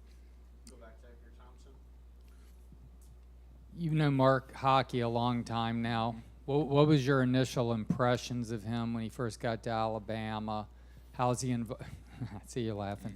Obviously, how's he evolved in the job, and just kind of what kind of impact does he have on these guys in the program? Started off as a guy that was living on a couch, probably threw all of his stuff in a vehicle and came there. And you have different people at that part of the year in the program that just show up, and you're trying to figure out, all right, title, who's on salary, who's working for free, who's trying to make their way up. And he was a guy that was a freebie at the time, and then worked his way up to probably making hourly wage, right? And then he became, by the time he left, he was a first assistant, and then we worked at another place. We worked at 3 schools together, right? But unbelievable person. It's about, just like I'd say, relationships with our players. Obviously, he's around more of the players than the staff, right, in their calendar year. But he speaks words and knowledge into him every single day, right? He just doesn't ramble. He has a plan and a message every part of the year within the program where Coach Napier identifies the 8 phases, right? And so you're always trying to highlight the rest of your staff that he has around him, right, of how those people can help the student athlete make their craft better. And he has a lot of people to manage, a lot of responsibility, but he does a phenomenal job. I wouldn't want to go to battle with anybody else but him. We were at Alabama together. We were at Georgia, and then we were at UL. Then here, this is the fourth stop. Yep. Close with Alan Taylor. Philosophical roster building question. The numbers in the portal for offensive linemen weren't very high relative to other positions. Is that a position where you need to get high school guys because you can't count on the portal as much, or sort of what's your philosophy on developing and where that talent acquisition is best? I think every year is a little bit different, right? Who you got coming back, who you graduate, so those needs could change. If you've done a good job of recruiting high school players, I think it's going to sustain itself, but that's not necessarily true all the time, right? You don't know what O-lineman's going to click to them at that. Could be a freshman like Sabo, right? I remember I had 3 O-line in college. I was about a second-year player. I wasn't as athletic as some of these guys, but I thought I was smart and tough and knew what to do, and it clicked at a different time. Might be a deal where we have to get a portal guy, or we try to find high school kids with the right character and identify the right guys that have the movement skills that we're looking for to develop them. So it's different every time, and then you got parameters where the transfer portal and you got NIL to where that's kind of changed it, right? Yeah, I always kind of, all right, what's wrong with this situation? Why is he trying to leave? Now you got NIL opportunities for these guys, and they're just all over the place, right? So you got to kind of figure out that dynamic as well as too. So, but it starts with their head coach, and he knows he's a closet O-line guy, right? He knows how to identify offensive linemen. We sometimes see different things and we'll work it out, and some things but he knows what he's looking for, and he's done a good job at every place he's gone, UL and here, identifying offensive linemen. And so you can't worry about all the stars and all that stuff. We know what we're looking for. We know what we're identifying, and coach them up. That's their job to do, develop them and coach them. Appreciate it, Coach. All right. Appreciate you all, guys. Have a great afternoon.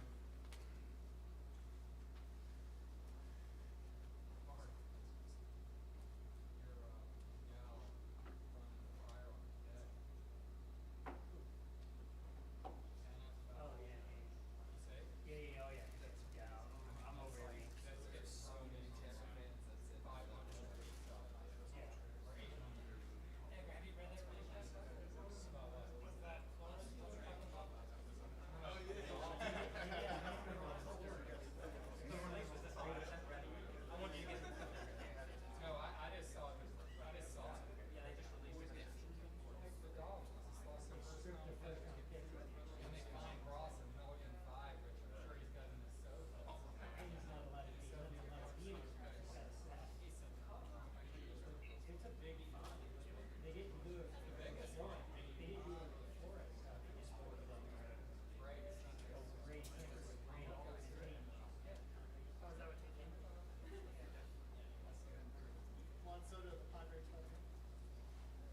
right, guys, we have Coach Spencer, and we'll give the cameras back just a second to get set up.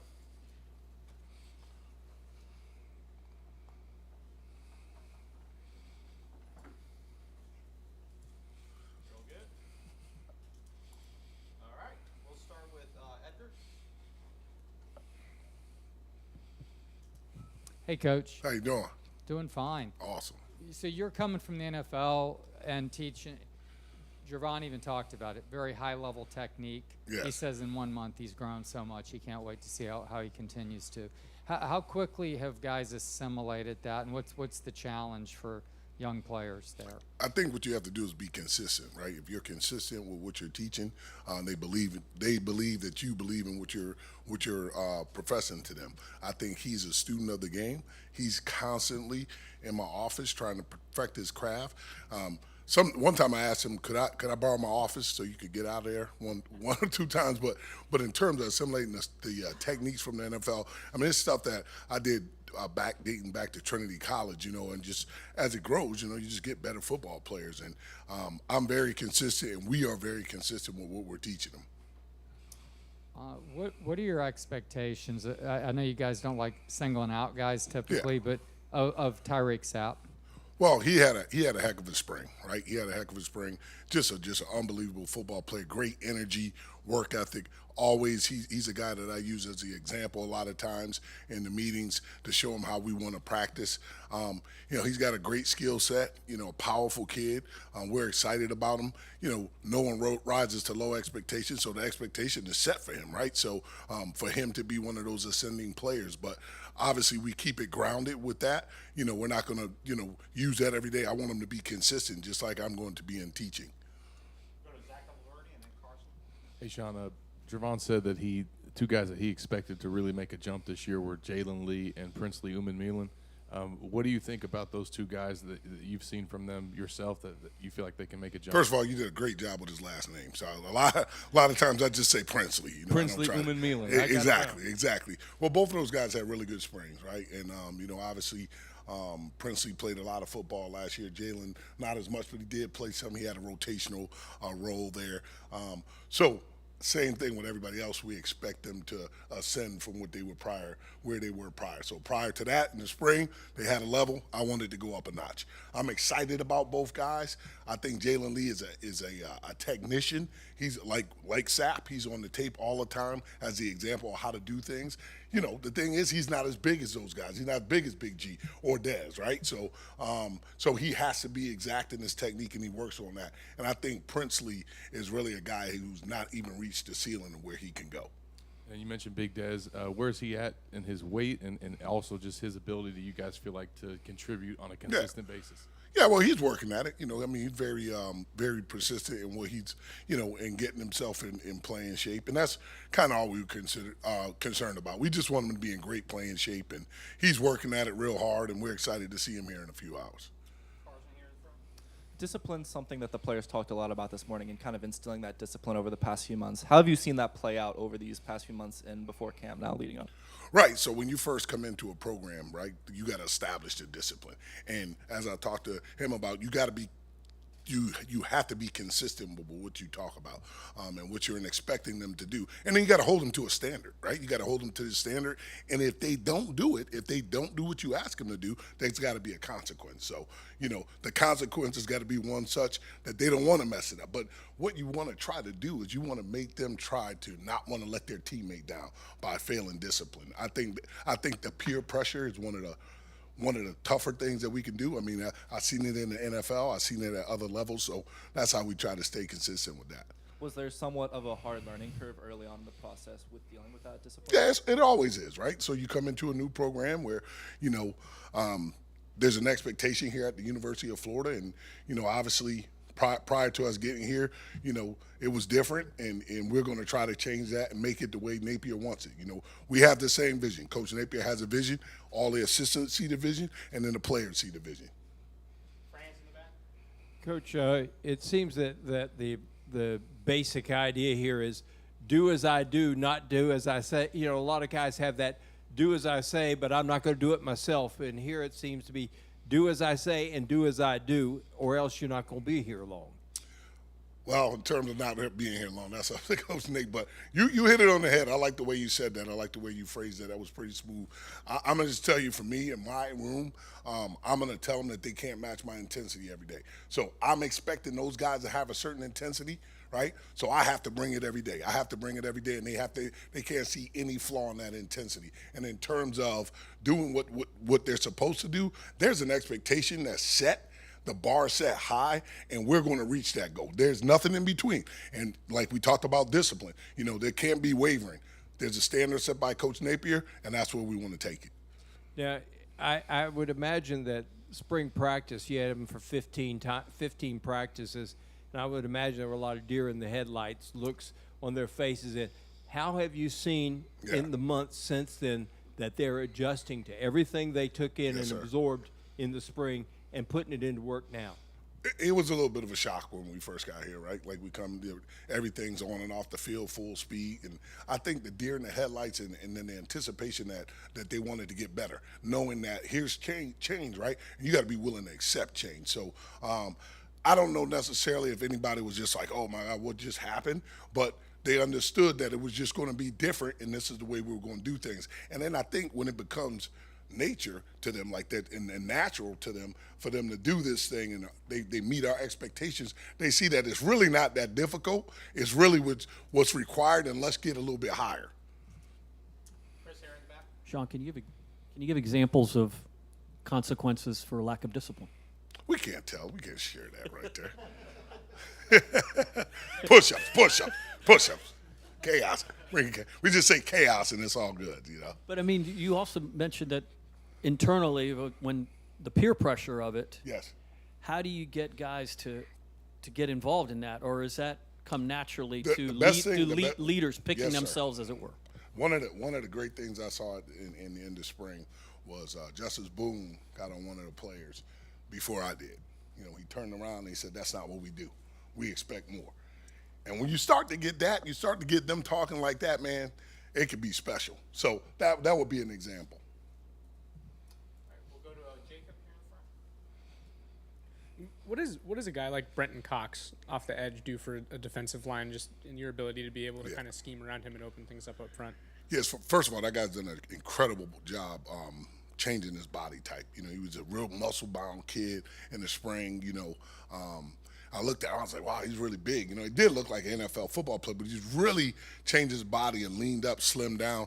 I tell you, and I tell the guys all the time, especially in my room, that guy is a professional in the way he handles himself day in and day out, right? He is going to work at his craft. He is constantly changing what he does and evaluating it. So I'm excited about that. You know, in terms of singling him up and things like that, you know, we got 11 guys on defense, and we're going to get everybody got to get touches, you know. So, you know, he's a guy, you know, we expect to excel in the defense, but, you know, we don't put that type of pressure on him because it's 10 other parts that work with him. How have you seen Desmond Watson improve, and maybe that's physically or on the field? Like, in what ways has he changed his body at all? Right. So as he asked before, he's constantly working on it. You know, he's really bought into doing what he's supposed to do off the field to get himself right to play. And it's just more about condition because, you know, if you watch a guy, I mean, he can move at that size. I mean, it's pretty incredible. You know, it's just like it's a wonder that he can move like that, right? So he can hold point and do things like that. But what we're trying to do with Dez is just not make him a guy that's just a two-gap stop guy, right? We're trying to make that guy a complete football player. So I don't treat Dez any different than I treat Big G in terms of what I expect him to do on the defensive line, if that makes sense. Kevin here in front.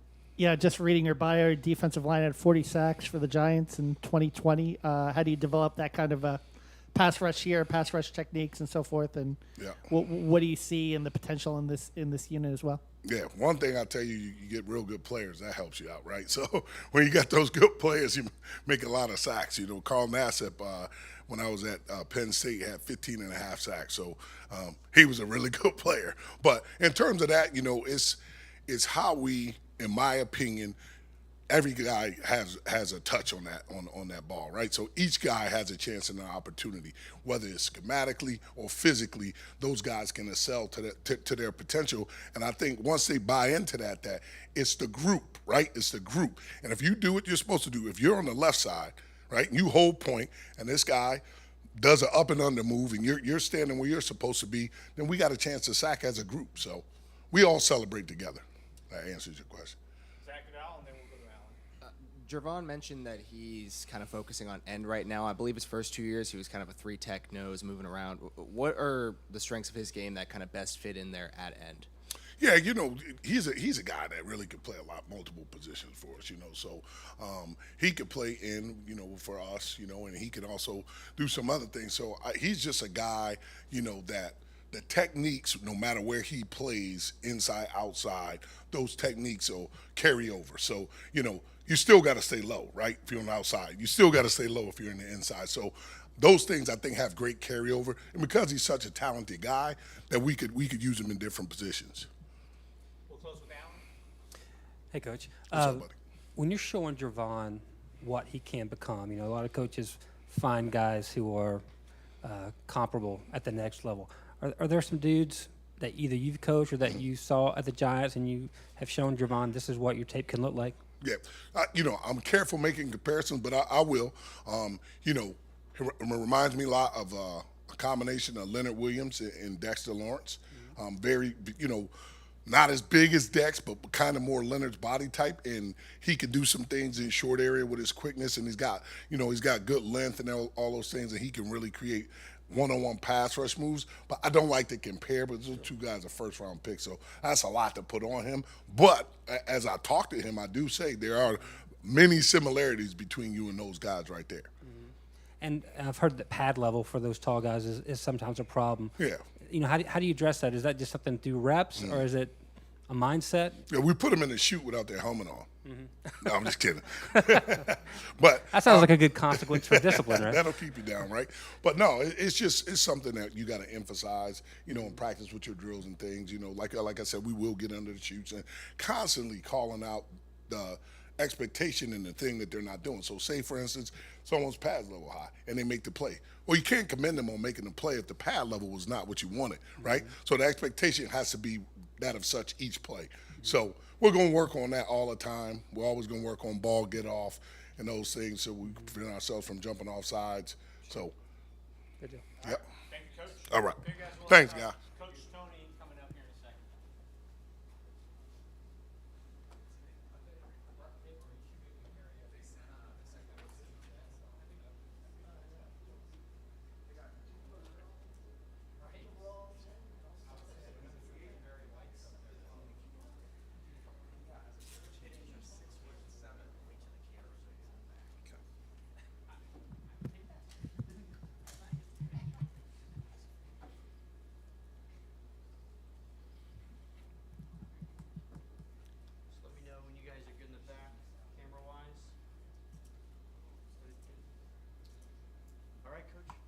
All right, man. Appreciate y'all having me. Obviously really excited to be entering the next phase of this season.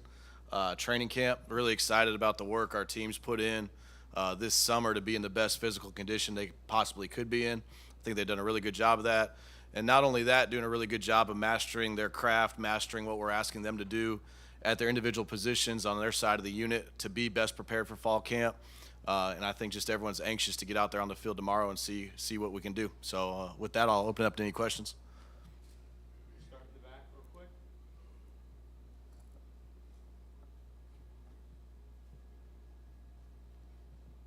First question, Trey Dean's always been a guy with tremendous ability, but it just seems that it's never been harnessed. What have you seen from Trey Dean starting in spring practice and then in the development in these months since then? I think, the big thing we talk about at the safety position specifically, since that's my group, is not only do we want to be the most gifted players on the field, we want to be the most skilled players on the field, right? And that means we have a mental checklist when we line up. We're scanning the formation. We're seeing the down and distance. We're knowing exact alignments. We're knowing our assignment. And we're seeing a specific key to get our job done. And I think that translates to what you asked with Trey. I think Trey's done a really good job on focusing on those areas of his game the details of becoming the most skilled player on the field. And I think you'll see that translate in the season. Explain a little bit in layman's terms the creeper defense. I know that, Ron Roberts is famous for that, and you worked with Ron. What elements of the creeper do you use here? Is it part of the staple of the defensive philosophy here?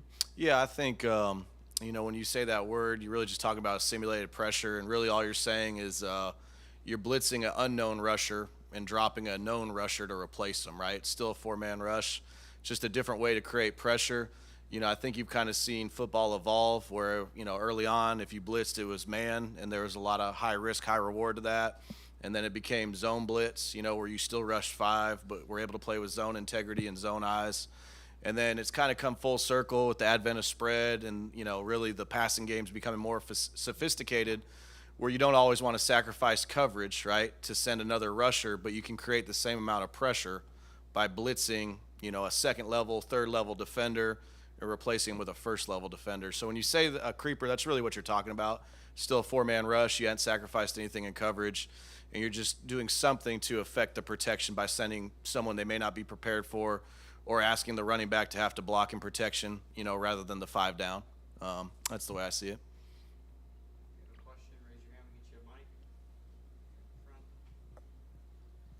Yeah, how would you describe your philosophy on third down defense? Yeah, get off the field. No, third down is so interesting. Analytics have taken over the game in college, and you're seeing it go to the NFL as well. But philosophically, we want to contest every route, and then we want to make it hard for the quarterback. We want to affect the quarterback. He's obviously the guy with the hardest job. He's got to deliver it on third down. So, how can we contest him, make him throw in tight windows? And then with that being said, how can we affect the quarterback directly and get the ball out of his hand, hopefully not in rhythm? And, the other thing we have to do a good job of is anticipating 4-down territory in today's game, and all those aspects, when is it really third down and when is it 4 downs, and that's a big part of the game today. But philosophically, we want to play close and tight to the receivers, don't want to let them have free access, and then we want to affect the quarterback with our rush or pressure. We'll go to Zach here on the right, and then Edgar. We got to visit with Gervon earlier, and he talked about playing more end this year. How do you feel like he fits in there in your scheme and just what he brings, just with that flexibility on the defensive line? Yeah, I think he's a real flexible player. I know he's played a lot of nose here in the past. He has played some end. I think the biggest thing he brings is length, obviously, at that position. That's why you want to put him out there, because his length will match up with tackles in this league very well. But his overall versatility, his basketball background, his athleticism, that lends to help him across the front, and you'll see him play in a variety of techniques and positions throughout the course of the year. But I think he's done a really good job of, embracing that role. And then, the thing I respect about him a lot is he spends a lot of extra time. Every great player I've been around has spent a lot of extra time in the film room, trying to master their craft on the field, and that's what he's done a really good job of. And secondly, there's a lot of competition in the secondary for corner spots and nickel spots. How do you see that playing out in fall camp and just some of the guys there that have kind of been what they've shown you so far? Yeah, I think we have good depth, and I think we have a lot of guys eager to develop their role on the team, whether they've been here for a while or they're young players. I think we're going to play a brand of defense where we utilize the secondary quite a bit. So you'll see 5 defensive backs on the field, a good amount for us. On some situations, 6. So, we're going to find roles, and we're going to put them in the position they're most capable of playing. So you may see guys that are featured in certain packages, and you may see every down starters. And a lot of that will be seen here in the coming weeks, as we jockey for playing time and really compete on the field. But excited about the guys we have to work with. I know Coach Raymond and myself are very excited. On the same note with the younger players, Ventrell said at Media Days that Devin Moore is actually going to be a problem pretty soon. Mm-hmm. What have you seen from him, as well as the 2 others that you had early enroll back in January and have got to spend the entire offseason with the team? Yeah, Devin, Devin's the first recruit I talked to when I took this job. He has done a really good job, man. He's extremely mature for his age.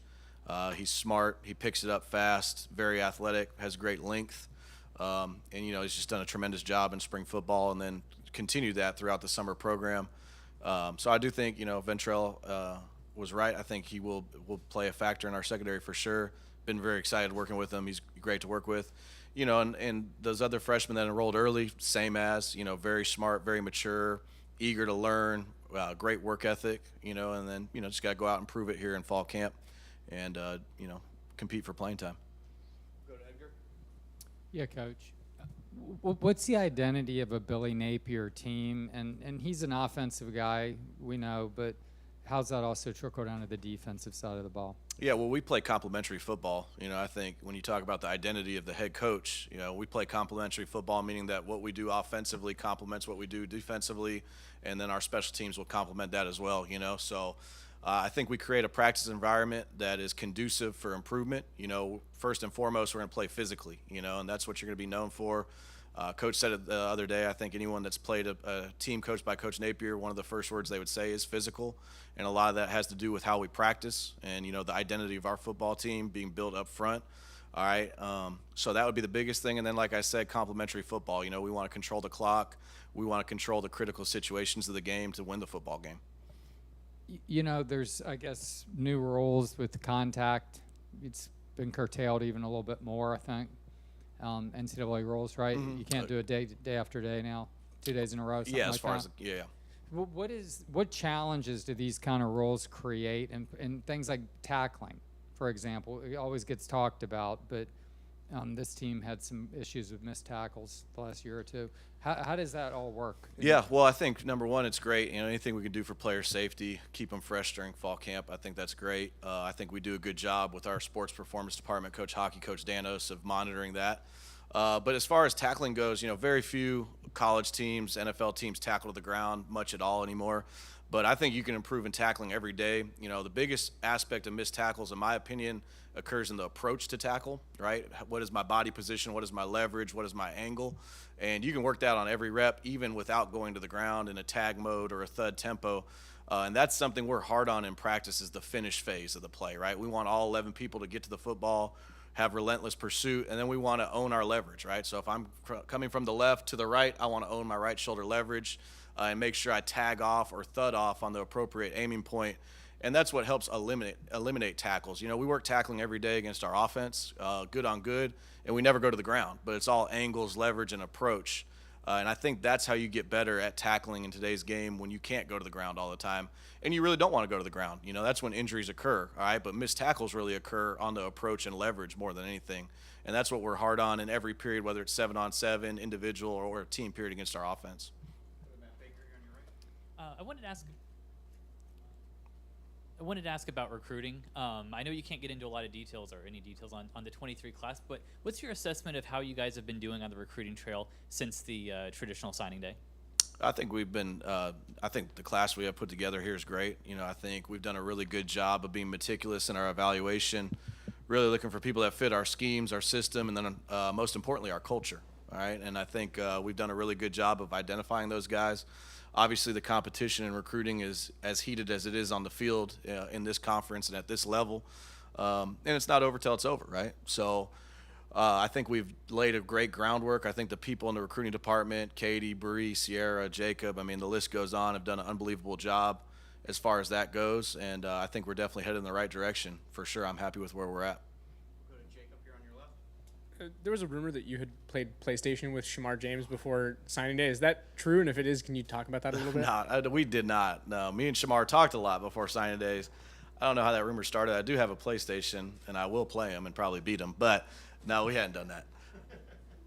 And then as far as what you guys are trying to accomplish identity-wise defensively, what do you think you guys are going to go into the season looking like on that side of the ball? Yeah, well, the first thing, I talked about this in the spring. The first thing, and I think we made improvement here, is we want to be a fundamentally and technically sound defense. You will literally win and lose games because of your technique and fundamentals. All right, so that's number one. And then we want to be known as a team in this league that plays with physicality and effort. All right, and a lot of mistakes can be covered up with effort and physicality, and that's the brand, the foundation of where we need to be defensively. Fundamentals, technique, physicality, and effort, right?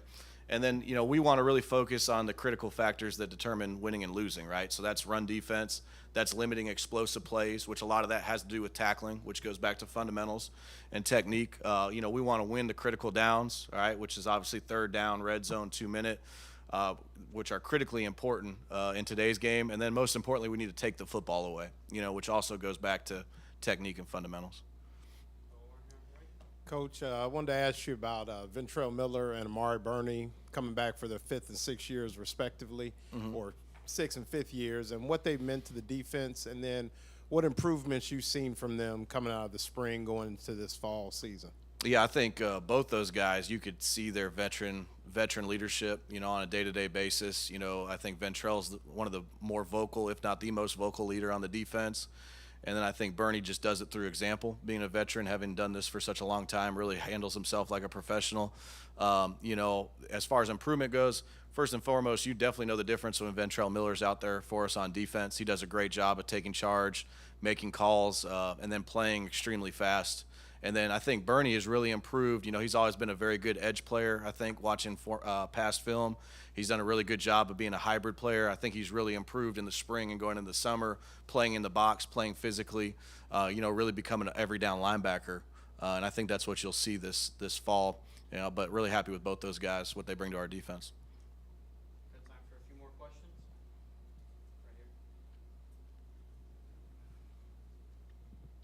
Right here. Patrick, we spoke with Gervon earlier, and he talked about how much discipline is being instilled within this program.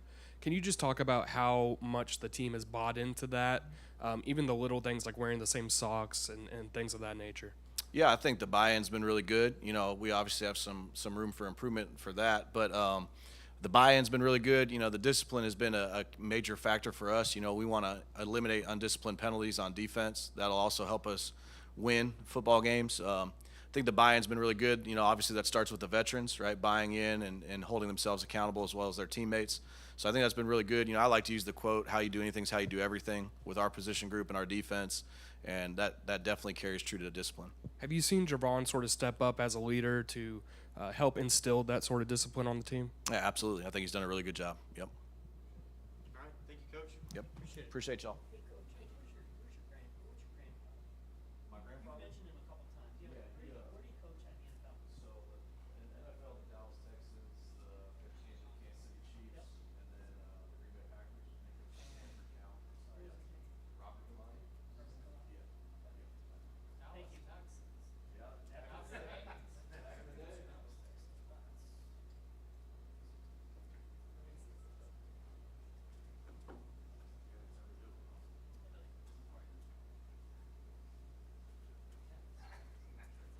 All right, guys, we'll give the cameras just a second in the back.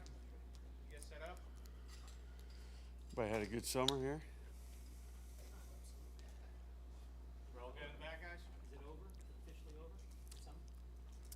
Getting ready to get in this submarine here and go under the water for a while. All right, we'll get started with Coach's opening statement. Yeah, before we get going here, just want to thank our student body for their support. Obviously sold out the season tickets for the students, and without question, I think if you talk to opponents, our student section is a factor, right? And they can impact the game, and we're certainly excited about what they're going to bring, the energy, and how they can influence the game and certainly help our team. Today is day one of a 22-day training camp, right? So school starts a little bit later for us, so this is going to be 22 days of work. It's our sixth phase. We've got a lot of momentum. Been very impressed with the progress that we made from the summer. Coach Hocke and his staff continue to do a really good job, and there's a lot of people that contribute to the development of our team in the summer. When you start talking about Paul and Toney and his staff, and Kelsey, her staff, Joe Danos and his crew, to go along with Mark, that whole performance team and their working relationship, I think, is a big piece of the puzzle. And we individualize our development plans for the players, and we've seen strides there. I think we've made a ton of progress in the testing component, the strength level, speed improvement, the body composition numbers, really good things there. I think we grew, our culture grew. I think our rookies were kind of introduced. This is the first time we've done this with the veteran players, but I think togetherness, our chemistry, the morale, and overall the level of discipline improved, the accountability.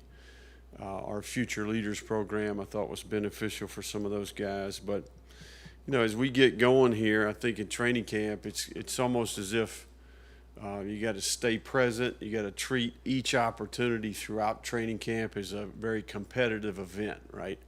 Whether that's sleep, what you eat, hydration, each lift opportunity, each recovery opportunity, each meeting, each walkthrough, each practice. Lots of opportunities to improve, right? To put yourself out there, to get feedback, to make the necessary adjustments. So, each player's best relative to the things that they can control, right? We're talking about their discipline to execute, their effort, their toughness. We're talking about acquiring knowledge, right? It's going to be a lot of information put in front of them. They can improve their fundamentals. They can improve their techniques. Really big focus for me in terms of galvanizing our team and being a great teammate, right? What do your peers say about you relative to your role in the team? Our team, like I said at SEC Media Day, is very much a work in progress. We got a lot of roles that are to be determined. It's going to be highly competitive, and I think, not only with the starters at some positions, but even within those 2s and 3s, we've got a big chunk of our roster that really has very little experience here. So, it's a critical time of the year. We want to work really hard, but we're going to work smart. How we execute the plan is the most important part, right? Everybody's going through training camp. It's going to be our diligence when it comes to the discipline and the detail, taking feedback, right? It's one thing to know, it's another thing to do, right? It's not, I think we got to take the hearing and we got to do the doing, right? You got to have information, you got to have application. So, I think we got to be really intentional with our actions and really deliberate in terms of how we practice. Create intensity as an organization, the urgency, the detail, the focus is required, right? This training camp is going to be difficult. It's going to challenge the intangibles of not only the players but the staff as well, right? So, I really love this time of the year. You're really developing the identity of your team. Individual players are developing their identity as competitors. Position groups are taking form. Each unit, the 6 phases of the kicking game here. So, we want to develop a tough-minded team. I think we all understand what we're getting ready to take on from a challenge standpoint. We want to have a tough-minded team that can handle adversity and can overcome obstacles, right? I think that's one of the things that's critical, is that we galvanize the team and we prepare to play through and prepare through and practice through the gauntlets in front of us. So, got to build mental toughness during training camp. You got to it's design difficulty, right? We've used that term before. We got to, get comfortable with getting uncomfortable and breaking through barriers, and I think training camp presents those opportunities. So, first time for us as an organization to do training camp here in Florida. So, really having high expectations and set the standard. We got to hold each other accountable, coaches, players, all the people in the organization being at their best and really taking pride in their role. Really living life with some integrity here. Hey, taking ownership. We're going to make some mistakes along the way, but making the necessary adjustments here. So, I think that our team, is excited about this opportunity. We're going to work hard to build a strong foundation here. And overall, this is one of the best times of the year. Really the first opportunity for this entire group to work together at the same time, if you really think about it big picture-wise. So, what questions do we have? We'll open with that group. Billy, what's the most significant change you've seen in this group since your arrival, and what do you want to see changes these next few weeks or evolve? I think we probably know each other a little bit better is what I would say. I think the relationship piece is important.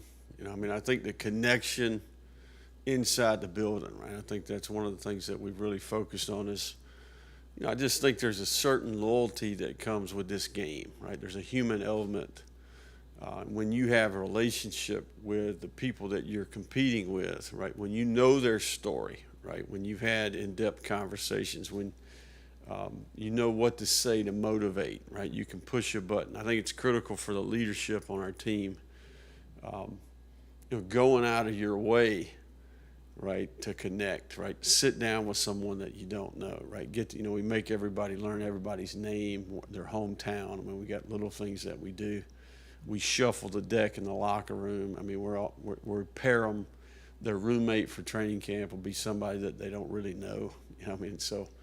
We do all types of things. We're very intentional about the human element of the game, right? I think there's something to be said about developing loyalty and galvanizing the team, right? I think we've made progress in that area, but this group will be the first time we've actually done anything as a wholesale, hundreds of people contribute, right? I mean, we've got students in equipment, in the training room, in video.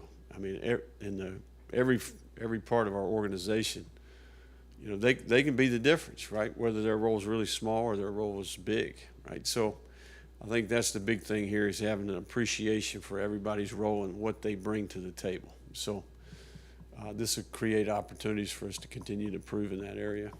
That's a unique answer. Anthony, speaking of one player, you spoke at Media Day about a lot of talk about Anthony Richardson. And, I mean, you see it all the time. I mean, I saw he was number 4 pick in next year's draft. I mean, he started one game. How do you go about tempering expectations? How grounded have you seen him with all this buzz going around him?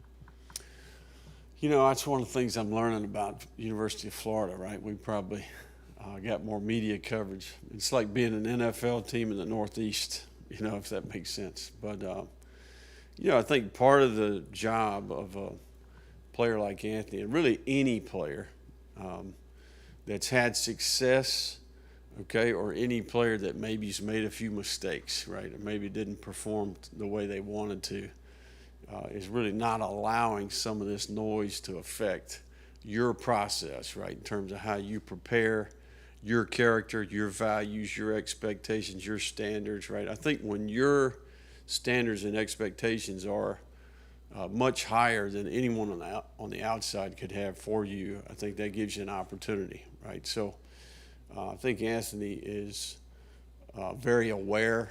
It's one of the things I really like about him. I think he has good awareness, good self-awareness that he is an inexperienced player, that he has potential, but also that he can improve. There's lots to learn. Getting comfortable with his role as a leader, the importance and value of his example, right, to the other players. I think quarterback in particular, there's a certain level of responsibility that comes with that. So Anthony's focused on the work, and there's certainly a lot of work to do, right? Improving as a leader, growing and maturing as a person, very much a young person, increasing his football intelligence, developing his skill. There's just so much more out there for the young man, right? I mean, Anthony has lots of work to do here. So I think he is fully aware of that, understands that, comprehends those things, and has worked extremely hard. So I think his focus is on the work, and that's exactly where it should be. We'll go to Zach Alberti and then Mark Long. I think the big thing that we've heard today from the players and coaches is just the discipline, how it's improved throughout the offseason, even with guys and how they wear their socks a certain way. What are some of those little things that you've seen them pick up on, and how does that carry over into camp and make a difference on the field? It all matters. I think the key is that you provide structure and routine, that you define expectations for the players. And there are some detailed things that we ask them to do. And they do matter, but the most important part of those little detailed things that we ask them to do is they have to make a decision to do it, if that makes sense. So it's an opportunity to say yes to the expectations and the standards and for everyone to buy into the team concept, right? Individual players don't make a great team, you know what I mean? And I think that we have a lot of really good individual players on our roster, right? But if you're going to have an exceptional team, then there's got to be a certain level of detail and discipline on the roster, right? So, and a buy-in. So, you know, one of the great things about this game, you know, we could take Gervon Dexter and we could put him at X receiver, right? We could take Justin Shorter and put him at right tackle. Crawshaw could play quarterback, you know. Anthony could play outside linebacker. Ventrell can't play running back, right?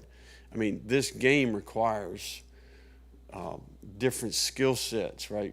And, you know, I just think that puzzle, a reality that, hey, look, I'm nothing without the others, right? I mean, coming to grips with that fact. So, gray area is the enemy, you know, that's what I would tell you, right? We want to have very structured, routine process for our players. I think players develop confidence from that. You know, I think routine and great preparation, that breeds confidence, right? When I know what to expect, I execute my plan.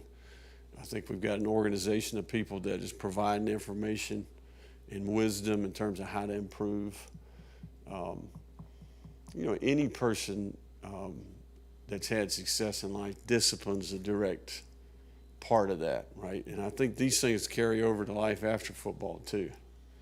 You know, I think that's one of the great things about the game of football is these things apply in a lot of different settings. So it'll be a big part of what we do and certainly a big part of our success. Go to Mark Long and then David Woodley. Digging in a little bit on the team building stuff, how often do you shuffle the deck in the locker room to get these guys to know each other? How do they know everybody? How do you get them to learn everybody's hometown? And do you know everybody on the roster's hometown? It'd be a challenge probably, but it'd be pretty good at it. I don't want to take a quiz, by the way. But, you know, I think that, you know, a couple times a year we're going to rearrange the locker room, if that makes sense. You know, we did it in the beginning here. You know, I just think interaction, there's a term called propinquity, right? I challenge you. The next press conference we have, you can give me the definition of that, right? I'll work on my hometowns, you work on propinquity. So, you know, I just believe in that part of the game, man. I mean, you know, it's one of the things that you really, when the game's over, okay, and you're sitting around here down the road, that's what you're going to remember. You know, you're going to remember your teammates, right? You remember the things that the game taught you, right? So it's a team sport, right? I think as much as we can do to create that culture, the better. And the belief, just to follow up on that, the belief is that if you know this guy and you know a little bit about him, you're going to play harder for him? Absolutely, 100%. We got time for one more. We'll close with David. Just general assessment of the depth of this team and how many players you think are ready to step in if the starter gets down and compete at an SEC level. I mean, because you've talked about roster building. How close are you to getting to that level to where you lose a guy and you can plug a guy in? Yeah, I mean, I think all those things are very much to be determined. You know, I mean, I think we've got a core group of veterans. If you really evaluate the experience, how many plays have the players played in games, right? I mean, I think we've got a core group that has some experience, and then I think there's a big chunk of the roster that has minimal experience. Maybe that's just on special teams. Maybe there's little experience at all. Then you got a group of rookies that just showed up, right? I mean, I think we kind of have three categories of players. And I think that's what we're getting ready to find out, right? That's what we're getting ready to try to coach and develop is, and try to get players in position. But, you know, I don't necessarily know that there's an answer to that. I think it's to be determined. All right. Thank you, Coach. All right, guys. Thank you all.